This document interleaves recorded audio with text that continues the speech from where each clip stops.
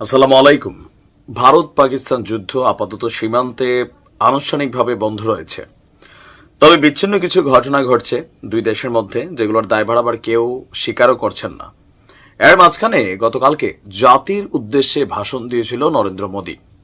আর এ পর্যন্ত আপনি যদি আন্তর্জাতিক গণমাধ্যমের খবরগুলো দেখেন, বিভিন্ন দেশের বক্তব্যগুলো শোনেন, টোটাল ঘটনায় মোদীকেই কিন্তু সবাই খলনায়ক ভাবছে। ইভেন এই যে পেহেলগামের ঘটনা থেকে যা কিছু হয়েছে সব কিছুতেই ভারত কোন একটা মাস্টার প্ল্যান করছে, এমনটাই কিন্তু ভাবা হচ্ছিল।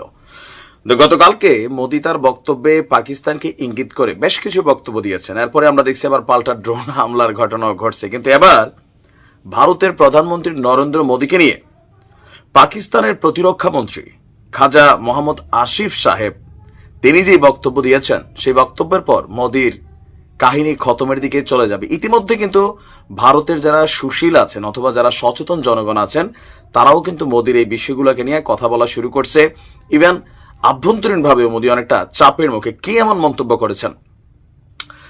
নরেন্দ্র মোদীকে বিশ্বের সবচেয়ে বড় স্বীকৃত সন্ত্রাসী বলে আখ্যায়িত করেছেন পাকিস্তানের প্রতিরক্ষা মন্ত্রী। বিশ্বে সন্ত্রাসবাদ ছড়ানোর জন্য ভারতকেও তিনি দায়ী করেছেন।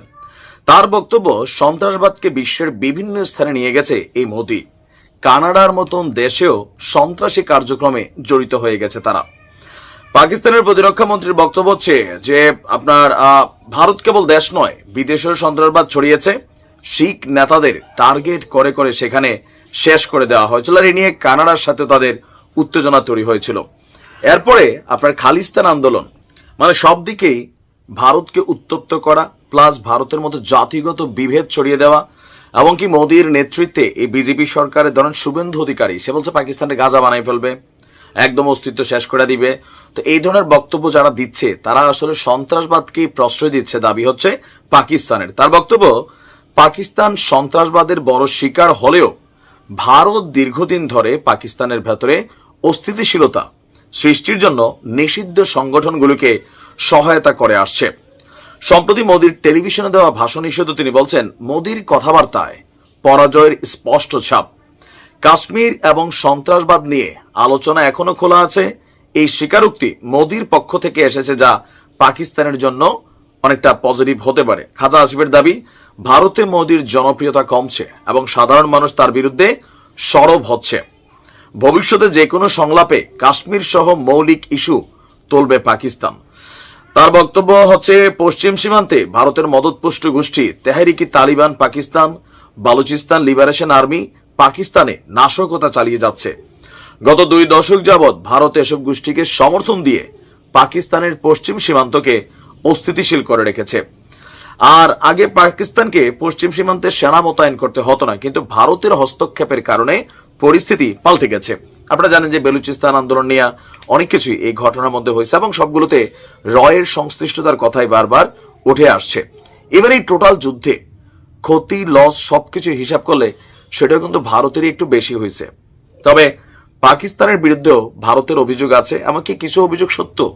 পাকিস্তান দেখবেন, ওই যে আমরা যারা বলি মুসলিম মুসলিম ভাই, ওই দেশে যে পরিমাণ বেড়ি না চায় আপনি যদি দেখেন, হ্যাঁ, হাফ ল্যাংটা বেড়ি না চায়, পয়সা ঢিলায়, মানে এত পরিমাণ নষ্টামি পাকিস্তানের মধ্যে যে ভিডিওগুলো দেখেন, ভারতেও আছে সেম, বাইজি না চায়। তো এখানে যে ধর্মের কারণে আমরা পাকিস্তানকে সাপোর্ট করবো, দেয়ার ইজন্ট এনি রিজন।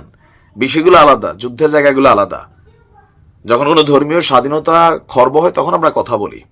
তো এখন মোদীর সেই গুজরাট কাণ্ড, একের পর এক ঘটনা, বিজেপির মাধ্যমে ভারতকে একটা ধর্মীয় ভিত্তিক রাষ্ট্রে পরিণত করার যে কৌশল, এগুলোকে কিন্তু পাকিস্তান সামনে তুলে এনেছে।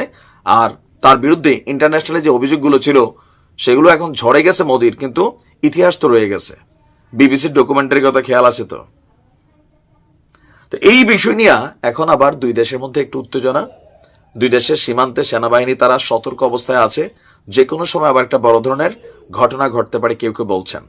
নাও ঘটতে পারে, আবার ঘটতেও পারে। ভালো থাকুন।